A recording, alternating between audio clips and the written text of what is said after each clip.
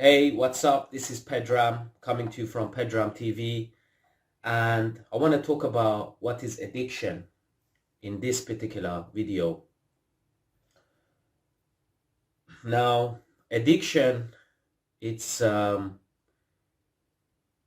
kind of baffling, The research behind it still puzzles some of the best minds in addiction, and we still don't know what exactly um, addiction is. Why do we become addicts? I'm going to tell you some of my experiences in addiction, and I'm going to um, let you know what I discovered working on my recovery, and you might also find this useful if you are working on your recovery and if you're suffering from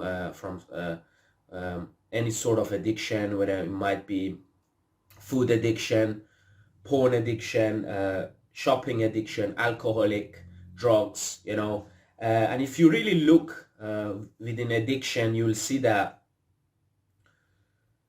addiction, if you really see the underlying things, you kind of see it is similar, like whether you are food addict or whether you are a shopping addict. It's you kind of the underlying reasons is kind of similar why we develop addiction. It's really, really similar, even though the drug might be different. So addiction is something that we know is bad for us and we know we shouldn't be doing it, but we simply go and do it anyway. And we want to stop. We know this is in the way, but we keep on doing it. And we say, this is the last time I'll do it, but we keep on keep on doing it. And I've watched this particular movie, and it talked about regarding addiction, and it talked about, you see, addiction is not about stopping. And this is a very, very important point. If you're suffering from addiction, it's not about stopping, it's about not starting, right? And it's a very fine distinction here. So someone might smoke and say, you know what, this is the last cigarettes I'll ever smoke. Tomorrow I will start again, and from tomorrow I'm never going to smoke again. And tomorrow this person say the exact same thing but cannot stop. So addiction is about not starting. It's about that first one, not about that last one. You're not saying to yourself, I stop now, or tomorrow I stop. It's about not starting today, because what tends to happen with addiction is you do it once, and it's that first one that you do that goes on to the next one and goes on to the next one and goes on to the next one. So you gotta remember to not start. Instead of saying this is the last one, say not to start. So, and a lot of addiction has got to do with short-term gratification. So we know it's harmful, we know we shouldn't be doing it, and we still do it because we want pleasure in this moment, right now, here. We want pleasure right now. And we, instead of planning our life and set up our life in a way that's going to be beneficial to us in the future, what we tend to do is we say, oh, what is the fastest thing that can give me gratified, make me happy right now, get some chemical running in the brain. And we run to the addiction, and addiction will get us deeper and deeper in the hole, and it will make us eventually the solution we were looking for become bigger than the problem. So we might have tried to escape some kind of a pain, like when reality gets tough, when we don't like our current circumstances or whatever that might be, we go to addiction. So if you don't like our current life, if you had a hard childhood, if you get into some kind of an argument, trauma, all of that stuff, when we don't want to face with realities, we go into the addiction, and we are looking for instant escape from reality. Because when you're living in a fantasy, we believe that the fantasy is easier to deal with, and when we go to the addiction, we kind of numb ourselves, like our brain just doesn't work the same way. We numb ourselves and we stop the feeling.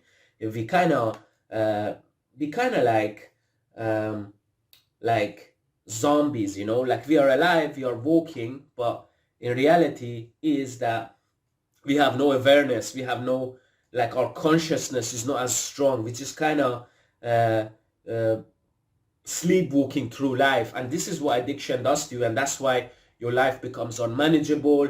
You start to get into debt, you lose your house, you go homeless, you start drinking, you're taking drugs, and all of that stuff keep on getting on a downward spiral, getting worse and worse and worse. So in my experience, my addiction, a lot of it was to do with I cannot handle reality. What is this reality we're living in right now? I had problem with consciousness, and I had problem with awareness. And I just couldn't be here right now. I just find it hard dealing with people, have to go to the daily routines of life. It was difficult for me. And I used my addiction to try to escape that. And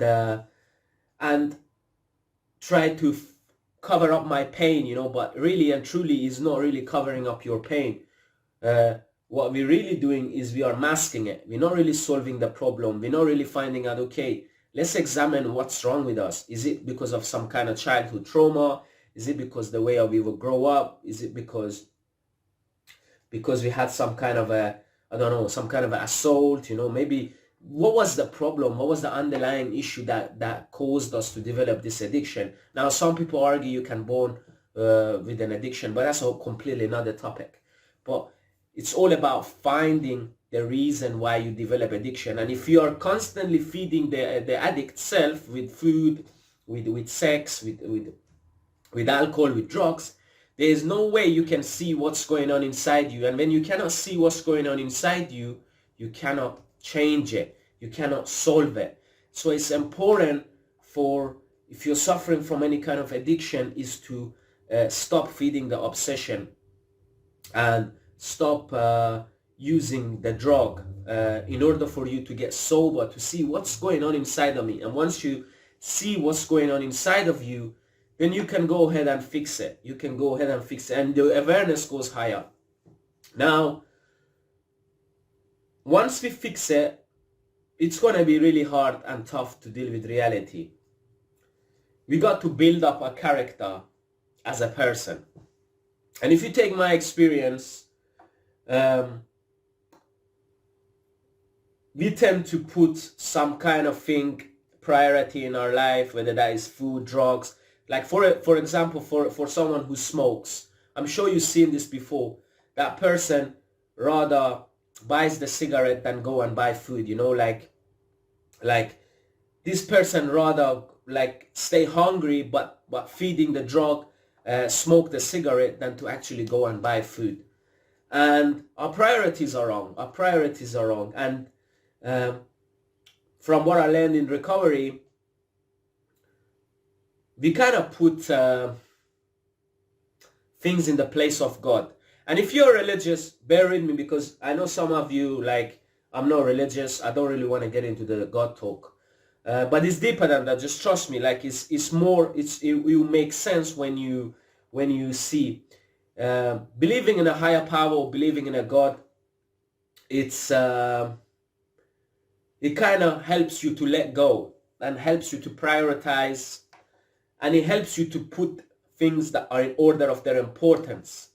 So if God is first, what is second, right? So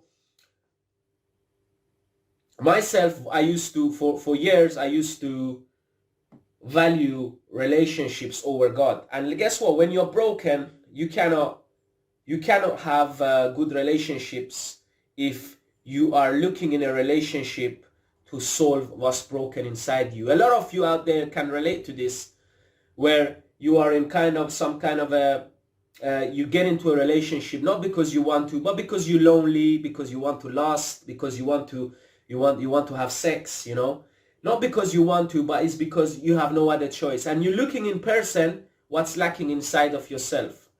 So when you say, okay, God, you put God first, Okay, so you're no longer going to put a relationship first. You put God first. He's your number one priority. He's the relationship you crave. He's the first power that you give your life to. You get your standards from, you get your morals from, and everything else kind of falls under that, whether that is work, family, love, relationship. So letting go and part of overcoming addiction, it's about having that faith and believing in God, because when you have a higher power, for those of you who are not religious, when you have that higher power, you can let go. You can let go of life, and you can no longer have to control life. And part of becoming an addict is we want to control life. We want to have the say on what's going to happen tomorrow. We want to have the say on what career I do, or what kind of person I want to be with, or what I want to do with today, or plans. And life, if you've been around long enough, you know life does not work out like that. There is a saying that goes, man plans and the world laugh. So how many times things are not been into order? And it's about accepting on life terms. It's about letting the will of God for your life, so you can go out there and focus, and you no longer have to control stuff. You see, when you put in God first, you don't overthink. You don't try to find in another person what you're missing inside of yourself. That relationship with your higher power, with God, goes up there, and everything else goes, it's like a moral standards, right? And that is the truth, and that's what I've discovered in my recovery. It's giving up control of your life, getting out of the way, and letting God to live your life for you. Because let me tell you what, if you try to live your life, you're probably most likely going to mess it up. But if you let God do it for you, he will do a much better job than you can do yourself. Now, that's not to say to be lazy, because let me tell you one thing just to clear this. Faith without work is dead. That's not to say you don't plan. That's not to say you don't work. But it's you do the best you can, and you give the outcome to God.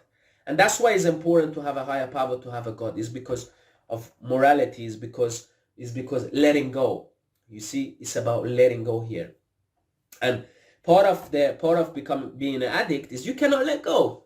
It's simple. You cannot let go. You cannot let go. You want to be in control. You want to be in control of what people say, what people do, what job you get, where you go, how you go, what car you buy, what career you're going to get, what spouse you're going to get, what relationship, all of that stuff. And that's what's giving you addiction. It's about getting out the way and letting God do his job for you. And this is the secret, or this is the way to beat addiction. Is God first, number one, and everything else comes second. Now, I know it's easier said than done, but it takes practice. Now, you probably watch this video and you still, if you are suffering from addiction, you will remain an addict. But it will give you an understanding of, you got work to do, mate, or you got work to do, madam, if you're watching this. You see, there is work to do in order to recover. So I hope you liked this video. I hope you enjoyed it. Thanks again for taking the time to watch this video. If you liked it, and if you find this video useful, I would appreciate it if you can help me subscribe to this channel, share this video, and join my community of support addiction here in the UK. We help addicts overcome their addiction, and we help people in general get the best inside of them out. So every person has a potential to be the best, but we help you to bring that beast up and to be the best person you can be. So I hope you like this video. Join our support community. Write a comment below. Tell me what you thought of this video, or if you have any questions or anything you want to tell me, and I appreciate on answering all those questions one by one. Thanks again. Until another video, take care.